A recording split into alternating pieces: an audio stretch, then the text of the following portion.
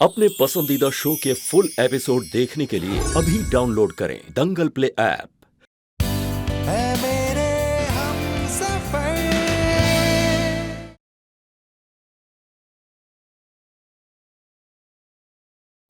नहीं नहीं नहीं पायल, तुम मुझे ऐसे ब्लैकमेल नहीं कर सकती, क्योंकि कल रात हमारे बीच कुछ ऐसा हुआ ही नहीं। जो तुम करना चाहती थी वो सब मैंने इस फोन में रिकॉर्ड कर लिया है।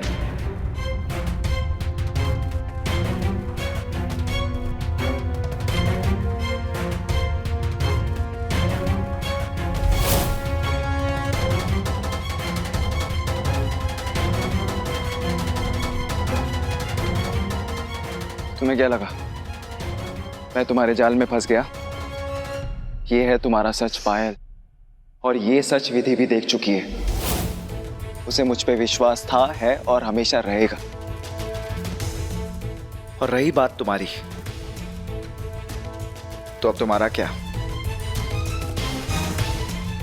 ना तो तुम्हारी जगह मेरे घर में है, ना ही तुम्हारे खुद के घर में। अब तुम अकेली हो पायल, बस अकेली। और ये सजा है तुम्हारी।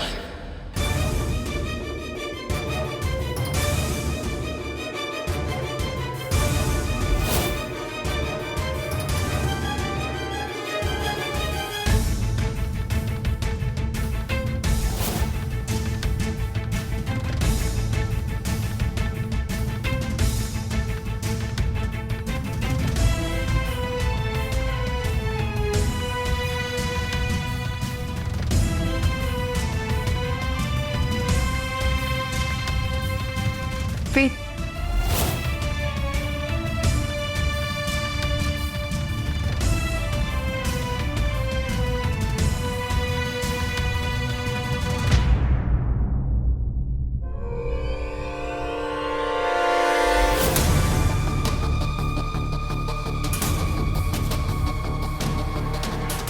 अपनी माँ से धोखा करने चले थे। ऐसा सबक सिखाऊंगी तुम चारों को तो कि जिंदगी भर नहीं भूलोगे।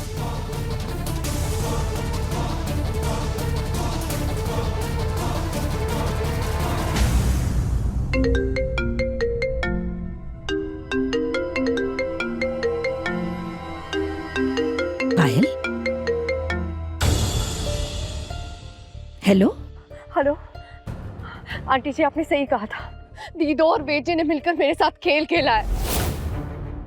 बेटी मुझे यहाँ अकेले छोड़कर चले गए, पर मैं ऐसे हार नहीं मानने वाली आंटी जी।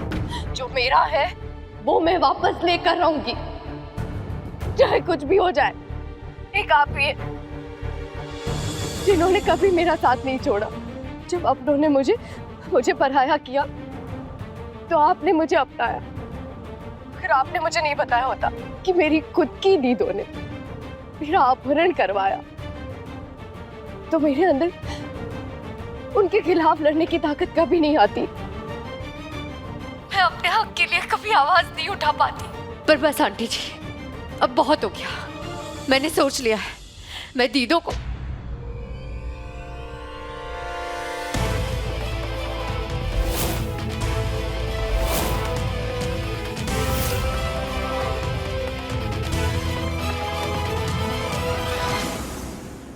पायल,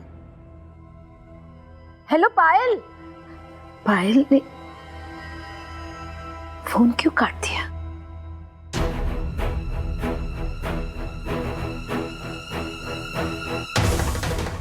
तुझे मम्मी जी ने कहा कि मैंने तेरा अपहरण कराया है? हाँ, आंटी जी ने बताया मुझे।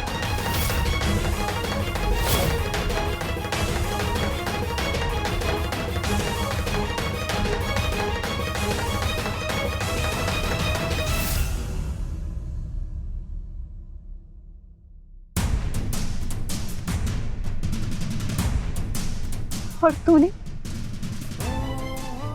यकीन कर लिया? एक पल के लिए भी नहीं सोचा कि क्या तेरी दीदू ऐसा कर सकती है? एक बार भी पूछने की कोशिश नहीं की, गलतफहमी दूर करने की कोशिश नहीं की। मैं तुझे कितनी बार पूछने की कोशिश की कि तू किस बात से परेशान है, पर तूने एक शब्द नहीं कहा। अपने अंदर ही अंदर ये गलतफहमी, ये नफरत पालती रही। क्यों? क्यों? क्योंकि मैं सब कुछ अपनी आंखों से देख रही थी। आपके सारे इरादे मुझे साफ साफ नजर आ रहे थे। कैसे आपने वेद जी पर जादू चलाया, कैसे आपने उन्हें मेरे खिलाफ भड़काया, सब दिख रहा था मुझे। अगर आंटी जी मुझे कुछ नहीं बताती ना, तो भी मैं 2 और 2 4 कर ही लेती।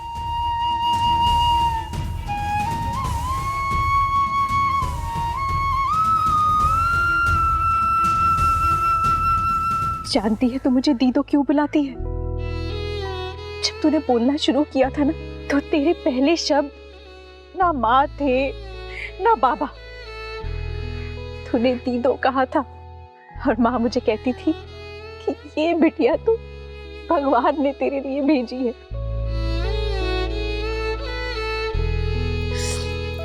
तेरे नन्हे हाथ मैं अपने हाथ पे रखती थी और तुझे गुड़िया की तरह संभालती थी, पर तूने मुझे अपना दुश्मन बना दिया।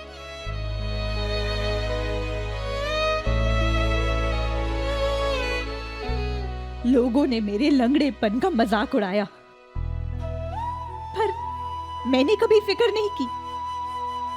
मैं हमेशा से एक IAS ऑफिसर बनना चाहती थी। मैंने खूब मेहनत की, खूब पढ़ाई की। मैं कभी शादी नहीं करना चाहती थी, पर तेरी शादी वाली रात जब तू गायब हो गई थी, मां ने खुद को मारने की कोशिश की थी, तो 2 परिवारों की इज्जत दांव पे लग गई थी। मैं क्या करती? मेरे पास और कोई चारा नहीं था। मुझे वेद जी से शादी करनी पड़ी। शादी करने के बाद भी पायल, मैं तुझे दिन रात ढूंढती रही, पागलों की तरह रोती रही, परेशान होती रही, घर वालों के ताने सुनती रही और अभी भी सुनती हूँ। अगर ऐसा होता ना, तो जब वेद जी का पहले रिश्ता आया था, मैं उसे क्यों तोड़ती? बता। मैं कभी शादी नहीं करना चाहती थी, पर सच कहूं तो वेद जी इतने अच्छे हैं कि मैं प्यार कर बैठी उनसे। मैं अपने आप को रोक नहीं पाई। अगर तेरा अपहरण नहीं हुआ होता ना, तो आज तू वेद जी की पत्नी होती और मैं IAS का एग्जाम क्लियर करके कलेक्टर की ट्रेनिंग ले रही होती। तू तो मुझे बचपन से जानती है ना, तू ही बता, मुझे कौन सी जिंदगी ज्यादा मंजूर थी? ये शादीशुदा वाली जिंदगी या एक IAS ऑफिसर की जिंदगी? बता।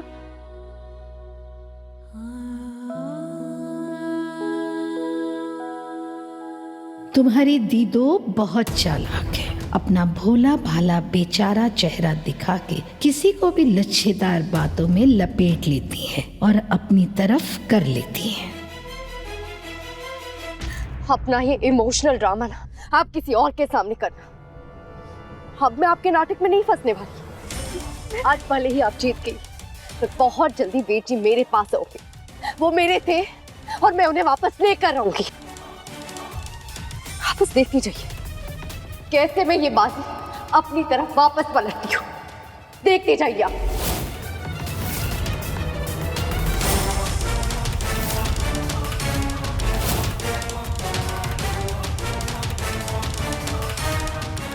पायल,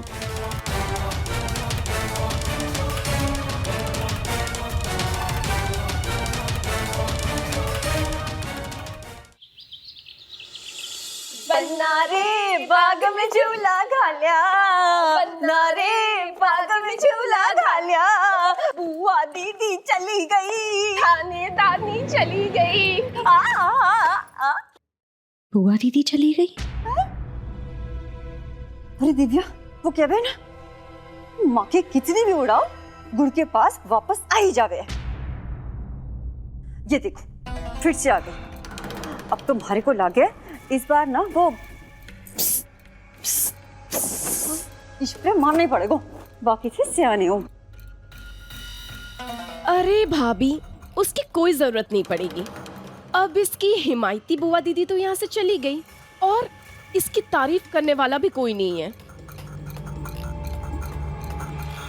और वैसे भी इसका पति तो अपनी साली का दीवाना हो गया है ना।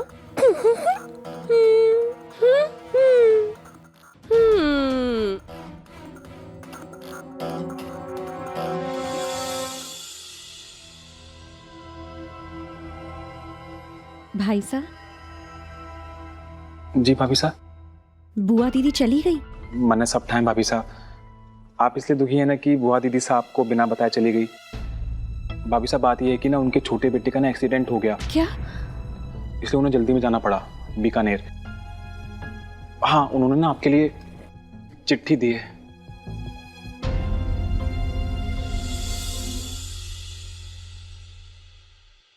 मेरी प्यारी लडूली, थारे से बिना मिले निकलने का घना दुख है हमारे को। सोचा था आज पूरे ड्रामे पर से पर्दा गिरा के चली जाऊंगी बीकानेर, पर मेरा अपना लाल अस्पताल पहुंच गया है, इसलिए जा रही हूँ।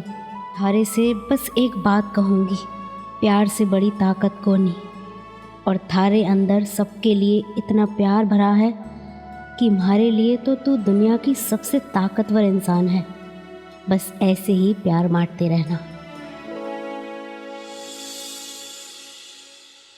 सारी दुनिया थारी होगी, हमारे लड्डू को कभी अकेला नहीं छोड़ना। वो थारे से बहुत प्यार करे हैं। तुम दोनों एक दूजे के सच्चे हमसफ़र हो। प्रतिभा भाभी का सबसे बड़ा सहारा तुम दोनों हो। तुम दोनों साथ रहोगे तो कोई मुश्किल कभी नहीं आवेगी। ढेर सारा आशीर्वाद, थारी बुआ दीदी।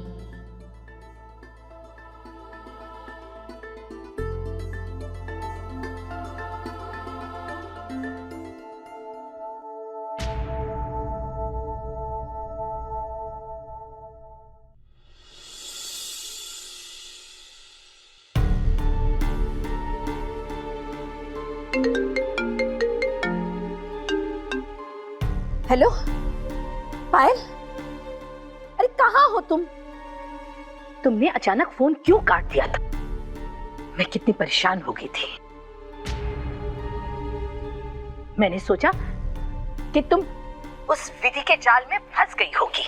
मैंने तो तुम्हें बताया था ना कि विधि कितनी चालाक है।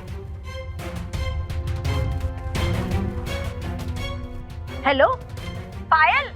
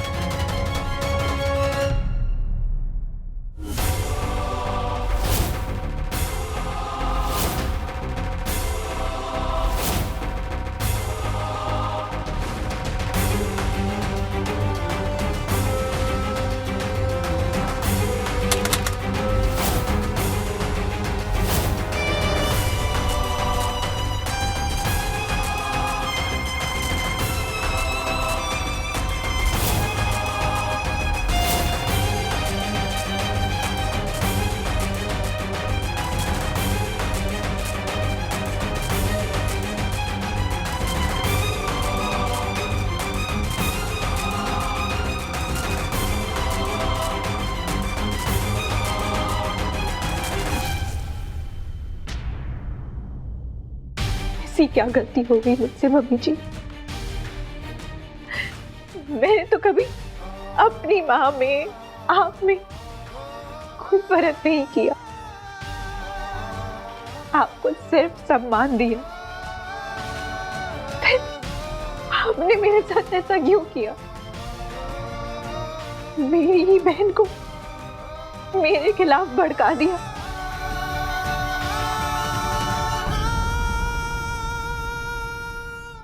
क्यों?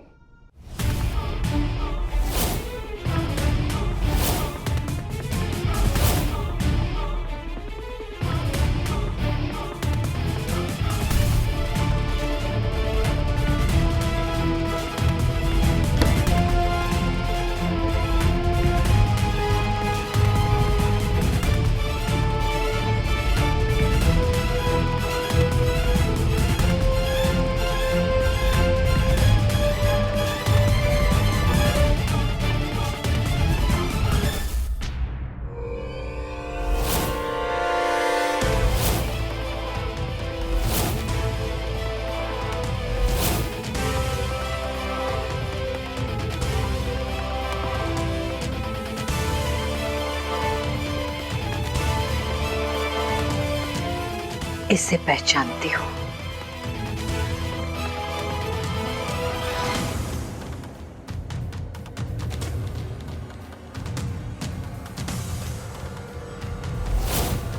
छोड़ो मुझे, छोड़ो, छोड़ो मुझे, छोड़ो मुझे, छोड़ो मुझे।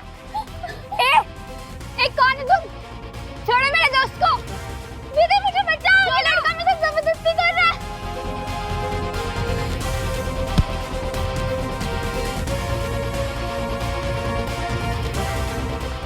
प्रिया, कोई है?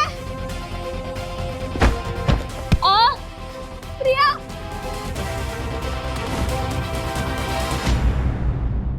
एक मासूम की जान ली है तुमने। मैं गवाही दूंगी तुम्हारे खिलाफ। पूरी जिंदगी जेल में सड़ोगे। ले चलो चलो।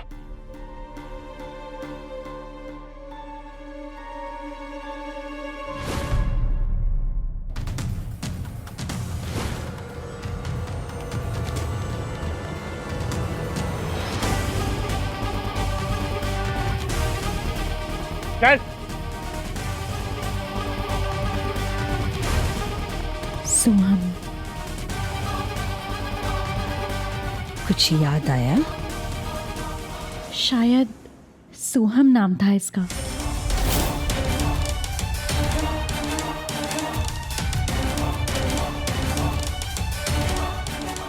हाँ, सोहम नाम था इसका।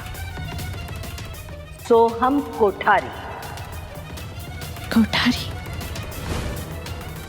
तुम्हारे लिए ये भूली हुई याद हो सकती है, पर मेरे लिए एक ऐसी याद है जिसे मैं कभी नहीं भुला सकती। सोहम मेरा बेटा था, वेद का भाई, भारती का जुड़वा।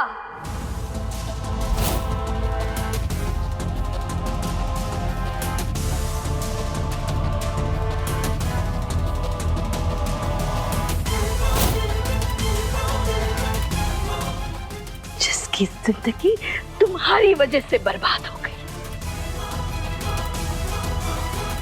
इंस्पेक्टर साहब, मेरा बेटा ऐसे नहीं कर सकता, प्लीज। देखिए मैडम, हमारे पास चश्मदीद गवाह है। वो लड़की जिसका नाम विधि शर्मा है, नद्वारा से यहाँ पर स्कूल ट्रिप पर आई थी। उसकी आंखों के सामने हुआ ये सब। बच्ची है, गलती हो गई होगी उसे। मेरा बेटा। सर जी, वो सोहम कोठारी धक्का देके भाग गया।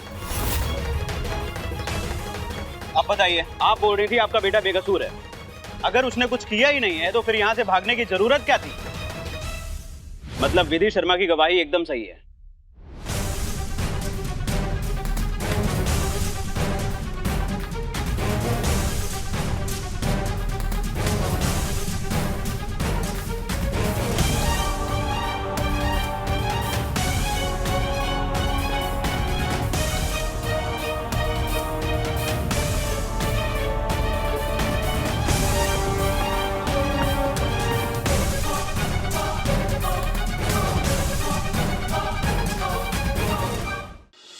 तुम्ही ने इसे धमकाया था ना कि जेल में सड़ेगा। गलती हुई थी इससे, पर तब वो 18 का भी नहीं था। पर तुमने इसे पुलिस में पकड़वा दिया। वो घबरा गया, वहां से भाग गया। और तब से लेकर आज तक उसकी कोई खबर नहीं। एक मां से तुमने उसका बेटा छीन लिया।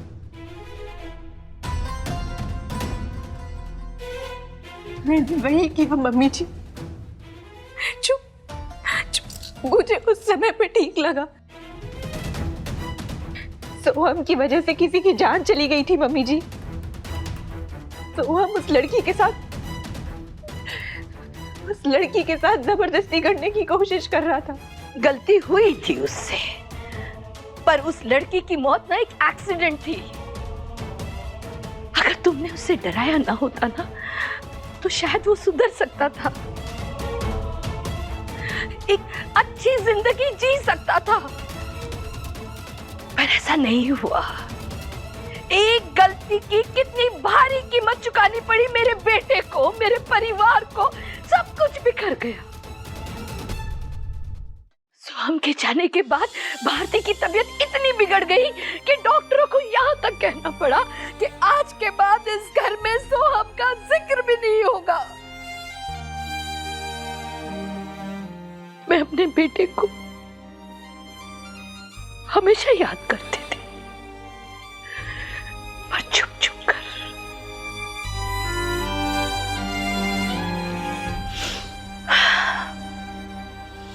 जैसे मैं तड़पी हूं ना 10 साल।